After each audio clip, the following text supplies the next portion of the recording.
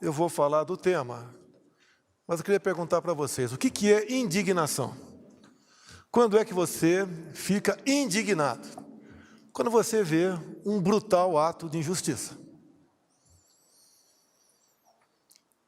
E não interessa contra quem seja esse ato de injustiça, nós temos que nos indignar. Nós temos que demonstrar o nosso sentimento. Nós temos que tentar mostrar que o outro lado está errado. Bem, tem um jurista aqui na frente, nosso ministro Humberto. Nós somos autoridade para agir em flagrante delito. Não é isso mesmo? Nós podemos deter uma pessoa que tenha cometido um delito grave, de forma flagrante. Eu pergunto, eu poderia aqui agora deter alguém por ter espancado um marciano? Poderia? Acredito que não. Não existe nada aqui na lei que fale, se você espancar um marciano, maltratar ou matar, você venha detê-lo. Eu pergunto a vocês, pode alguém ser punido por fake news? Olha, ele está espalhando fake news. E se esse fake news não for fake news, for uma verdade? Pior ainda. Enquanto aqui a gente está num evento voltado para fraternidade, amizade, amor, compaixão. Aqui, do outro lado da Praça dos Poderes, uma turma do Supremo Tribunal Federal, por 3-2, mantém a cassação de um deputado acusado em 2018 de espalhar fake news. Esse deputado não espalhou fake news, porque o que ele falou na live, eu também falei para todo mundo, que estava havendo fraude nas eleições de 2018. Ia se apertar o número, quando se apertava o número 1, já aparecia o 13 na tela e concluía a votação. Foram dezenas de vídeos, dezenas de pessoas ligaram para mim ao longo de toda a noite, daquela primeira votação, do primeiro turno de 2018. Isso é uma verdade. E esse deputado foi cassado. Primeiro ele foi absolvido por 7-0 no TRE do Paraná. Depois, por 6-1, foi condenado no Tribunal Superior Eleitoral, cujo objetivo era criar jurisprudência para perseguir os outros, que porventura não gostassem do seu comportamento. Deputados que estão aqui, que porventura estejam nos ouvindo, vai chegar a sua hora, se você não se indignar. Não existe tipificação penal para fake news. Se for para punir com fake news a derrubada de páginas, fecha a imprensa brasileira, que é uma fábrica de fake news, em especial o Globo, Folha. Outro caso hipotético. Vamos supor um caso hipotético, que o João assassinou a esposa Maria. E ele foi condenado. Algum tempo depois, descobriu-se que o João não era casado com a Maria. Eles viviam em união estável. Solte-se o João, volte o processo às origens. Assim foi a absolvição do Lula. Patrocinado por quem? Edson Fachin. Ele que botou o Lula em liberdade. E baseado no quê? No CEP, Código de Endereçamento Postal. Ele não podia ser julgado em Curitiba. Tinha que ser julgado em São Paulo ou Brasília. E anulou-se na época, que já se prescrevia, todas as acusações contra ele. Que Brasil é esse? Que justiça é essa? Me desculpe os demais magistrados aqui presentes. Onde está o nosso TSE quando convida as Forças Armadas, via portaria, assinado pelo ministro Barroso, a participar de uma comissão de transparência eleitoral? As Forças Armadas descobrem centenas de vulnerabilidades, apresentam 9 sugestões. Não gostaram. Eleição é coisa para forças desarmadas. Convidaram-os para quê? Ora bolas. Para fazer papel do quê? Eu sou o chefe das Forças Armadas. Nós não vamos fazer o papel de idiotas.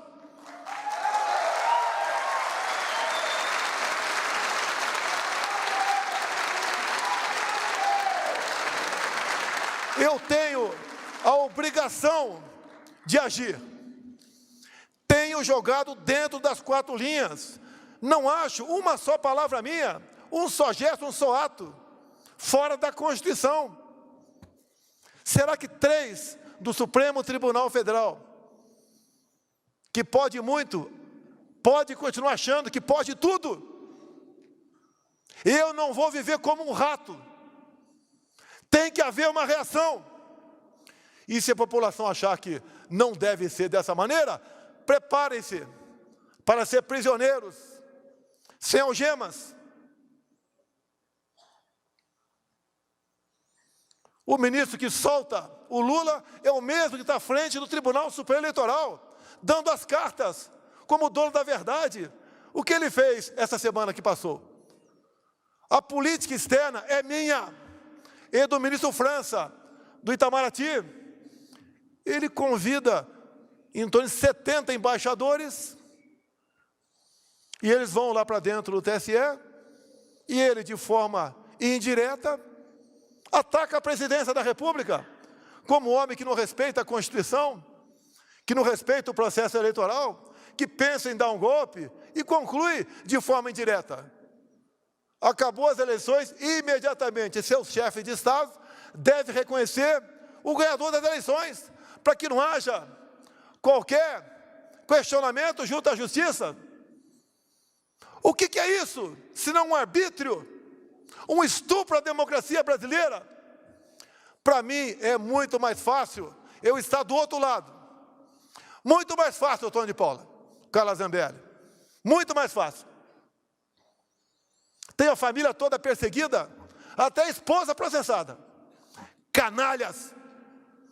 Processar a minha esposa, vem para cima de mim, se são homens.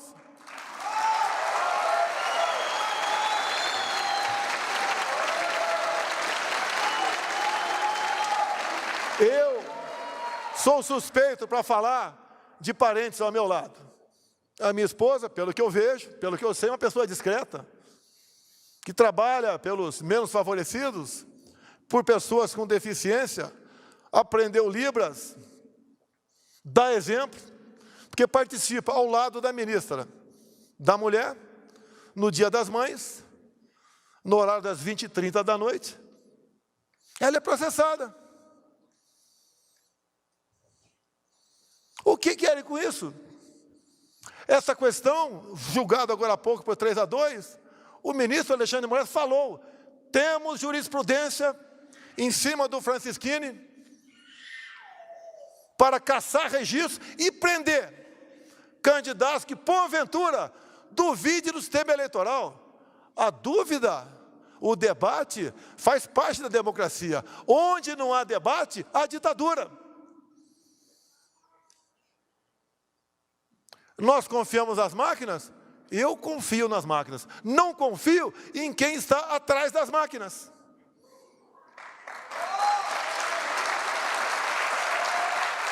Me permitem avançar. Me permitem avançar. A minha segunda live do ano passado, onde eu peguei um inquérito da Polícia Federal, que foi aberto no início de novembro. Por que foi aberto? Porque um hacker fez uma denúncia. E a ministra Rosa Weber, que não sabia de nada, fez com que a Polícia Federal determinou que instalasse o inquérito. O que eu vou falar aqui está dentro do inquérito, que não tinha qualquer classificação sigilosa até aquele momento. E lá está escrito dentro do inquérito, porque o delegado encarregado do inquérito pediu ao TSE informações. O TSE informou que os hackers ficaram por 8 meses dentro do TSE, com a senha do ministro Banhos. Está escrito isso. E essa imprensa não enxerga isso? Vai falar amanhã que eu estou atacando as urnas eletrônicas? Vocês serão os primeiros a ser perseguidos no futuro. Pode ter certeza disso. Os hackers tiveram 8 meses com a senha do ministro Banhos. Nos primeiros dias, o delegado encarregado do inquérito pediu os logs. 7 meses depois, o TSE informou, está no processo, que os logs foram apagados por uma firma terceirizada que fazia manutenção dos computadores. Os logs são entregues no mesmo dia, no dia seguinte. É como um backup. Por que 7 meses? Ficaram arrumando o que dentro do TSE? Porque só sobra margem para desconfiança. Será que o Datafolha está perfeitamente alinhado com o que está previsto no resultado do TSE? Nós não podemos ver sobre suspeição. Até num casal. Tem que sentar e conversar. Por que os técnicos do TSE não conversam com os técnicos das Forças Armadas que foram convidados a participar do critério? Queriam a participação das Forças Armadas como a moldura de uma fotografia para dar ar de credibilidade? Esqueceram que eu sou o chefe das Forças Armadas.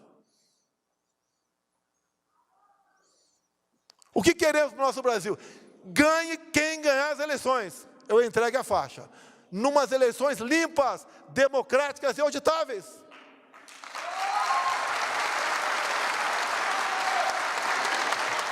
O que aconteceu no dia de ontem, depois do show com os embaixadores? O ministro Fachin, presidente do TSE, convida lideranças religiosas.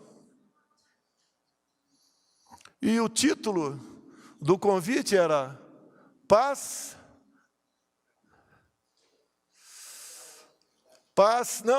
tolerância, paz e tolerância. Olha só, o ministro Fachin fala aqui, paz e tolerância. O que o Fachin fez no ano passado? Tentou de todas as formas no TSE criar uma jurisprudência ao tentar caçar uma vereadora evangélica de Lusiânia, Goiás, que pediu voto numa pequena igreja para meia dúzia de pessoas. Vote em mim. Com essa cena, o ministro Edson Fachin tentou criar a jurisprudência para caçar registro de cristãos, evangélicos e espíritas sobre abuso do poder religioso. Qual é a coerência desse ministro? Um convite falando sobre tolerância, ele sendo um intolerante, com uma pobre de uma coitada de uma vereadora eleita em Lusiânia. Qual a isenção que tem esse ministro para conduzir as eleições? Qual terá Alexandre de Moraes para 40 dias antes assumir aquele posto? O que podemos pensar, acreditar nessas pessoas? O que eles querem? Querem uma ruptura? Porque atacam a democracia o tempo todo? Aqui não tem ninguém mais homem do que o outro. Mas nós não podemos nos curvar. Eu não sou dono da verdade, nem dono do Brasil. Eu não sou a pessoa mais poderosa. Eu não sou a pessoa perfeita. E assim ninguém o é. Ou nós nos indignamos, acordamos para o que está acontecendo, ou marcharemos no caminho da Venezuela. O outro lado fala em aborto, esse de forma escancarada. Ataca os valores familiares o tempo todo, como o decreto de 2009 do PNDH3, cujo capítulo mais importante é a desconstrução da heteronormatividade. O outro lado diz que vai valorizar o MST, que nós acalmamos, titulando os mesmos. Diz que vai voltar a fazer empréstimos para os países, que isso é investimento. Nós já pagamos 4 bilhões, nós, o FAT, para o BNDES, dinheiro emprestado para a Venezuela. Mineiro, se tem algum aqui. Belo Horizonte não tem metrô, mas Caracas tem, com dinheiro nosso. Esse outro lado fala em desarmar a população. Não deu certo a política de desarmamento. O Chile está sendo desarmado agora. Todas as ditaduras precederam de movimentos desarmamentistas. Povo armado jamais será escravizado.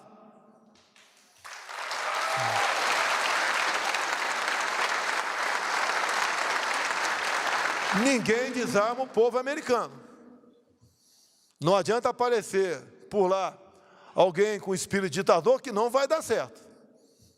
O Brasil tem que criar esse espírito também. Tenho falado para todos os meus ministros. Em 64 tentaram tomar o poder pelas armas. Agora as armas que usam são as armas da democracia. Eu quero, eu não quero, eu puno, eu caço, eu prendo um deputado por 8 meses. Eu faço com que jornalista seja exilado, outros sejam presos. Ora as bolas, se as urnas são inexpugnáveis, por que temos o hack preso há quase 1 ano em Minas Gerais? São inexpugnáveis.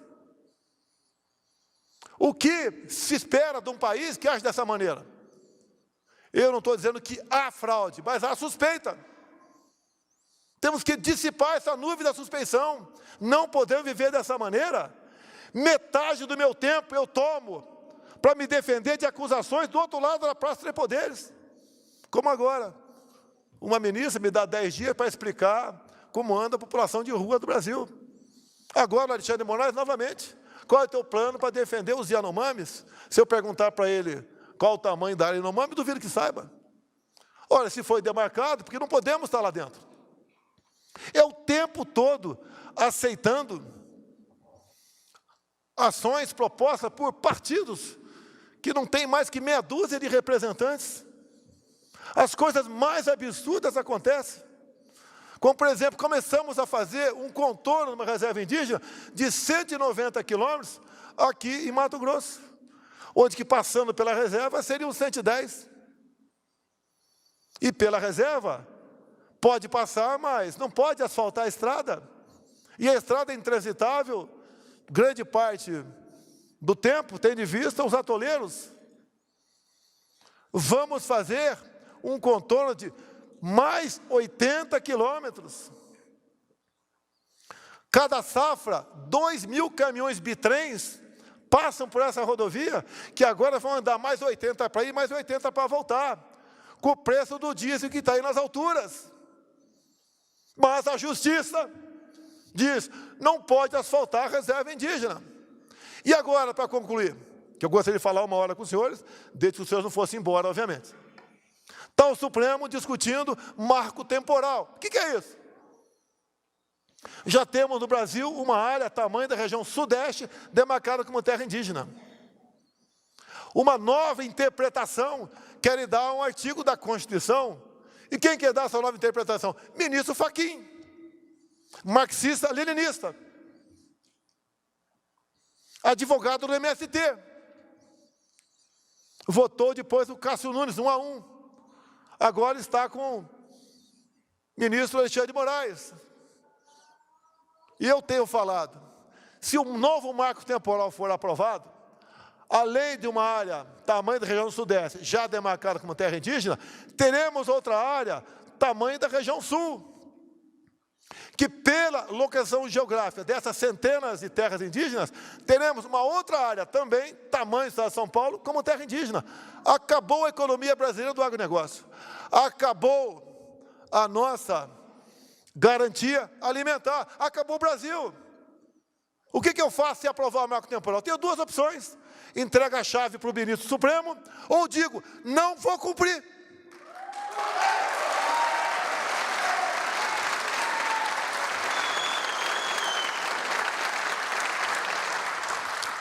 Eu fui do tempo que decisão do Supremo não se discute, se cumpre. Eu fui desse tempo. Não sou mais.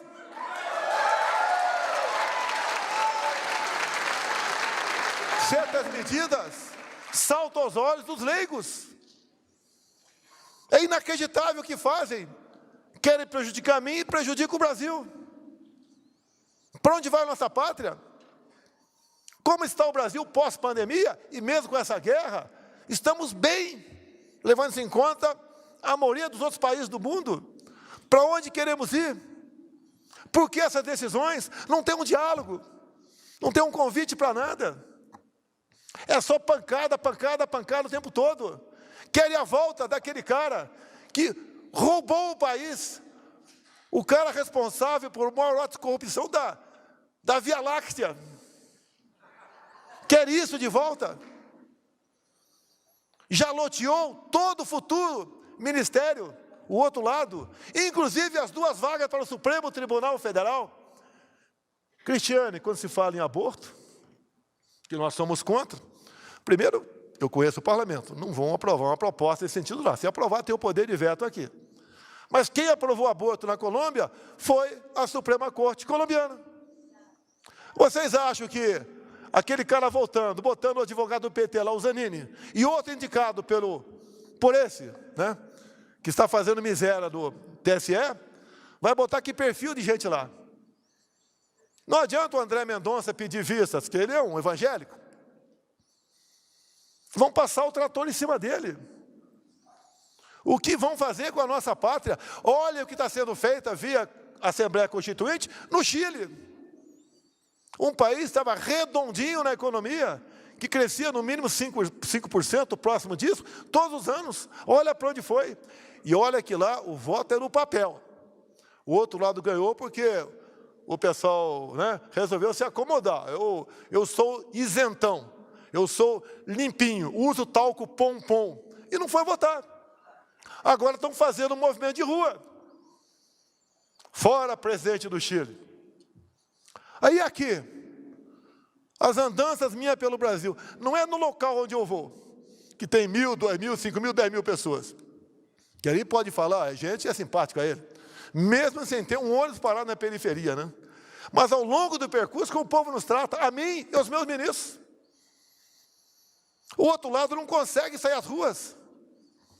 Não sai de casa. Agora diz que está com Covid. 10 dias, que não vai, mais 10 dias, não vai sair de casa mesmo. Que eleições são essas? Eu sou do tempo que eleições ganhava quem tinha voto nas urnas. Agora parece que é quem tem amigo no TSE. E lá tem uma sala cofre, que ninguém entra. A apuração é um ato público. Qualquer um de vocês tem que entender como são feitas as apurações. Não interessa se conheçam ou não de tecnologia. E como é feito? Ninguém sabe. Pode ser que seja feito corretamente? Pode. Mas não podemos ter a suspeição. Não podemos terminar umas eleições onde um lado não vai se satisfazer com o resultado. E olha que eu sou o chefe do executivo. O que é normal seria o chefe do executivo estar conspirando para permanecer no poder. Jamais farei isso. Entrego para qualquer um a faixa. Mas tem que ganhar no voto. Transparente. Alguns falam, o Bolsonaro está fazendo isso porque está criando um clima que vai perder. Meu Deus do céu, se o Lula tem 45%, vamos dar transparência para ele ganhar no primeiro turno. Isso não é um desabafo, é um alerta à nação brasileira. Podia ter ficado quieto, como quase todos os meus ministros me aconselham. Fique quieto, fique na tua, calma. Olha, o que aconteceu agora, 3-2, o que nós estamos vendo no dia a dia, é para ficar calmo? Vamos esperar acabar o jogo para pedir o VAR? Aqui tem gente que vai votar na esquerda, tenho certeza disso. É um direito teu, parabéns. Mas quem tem que ganhar a eleição é quem tem mais voto. E outra, se houver, se por acaso houver, vai haver só para presidente? Ou não vai haver para outros cargos? Por que o TSE não fala o seguinte: presidente, deixe os técnicos das Forças Armadas vir aqui para dentro do TSE, conversar com o nosso pessoal, debater e fazer com que não tenhamos quaisquer dúvidas no pleito eleitoral? Nada mais justo do que isso. Por que vivemos na incerteza? É um milagre estar aqui. Sobreviver uma facada. Um milagre, uma eleição. Quem eu era? Eu não era nada dentro do parlamento. Era mais um deputado baixo clero, que discursava para as paredes, como tantos outros discursam lá dentro. Resolvi vir candidato, porque, me desculpe, deputados, eu cansei do parlamento. Eu quero cuidar da minha vida. E falava durante a campanha, eu tenho 2 alternativas, praia ou Planalto. me dei mal, vim para o Planalto.